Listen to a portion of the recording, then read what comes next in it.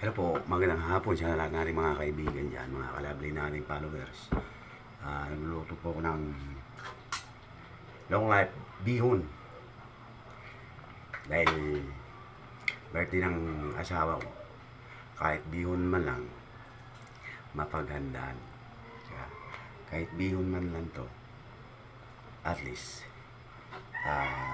nabigyan natin siya ng kasiyahan sa kanyang kaarawan dahil ito lang ang kaya natin, bihon lang.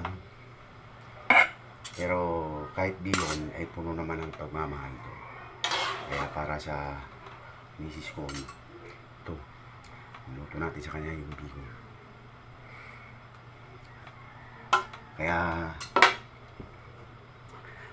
sa mga kaibigan natin, baka gusto nyo rin magpa-birthday dito sa kay misis, bulong nyo lang sa akin, mayroon akong GCash number dito. Baka gusto nyo magregalo, pambili lang ng juice.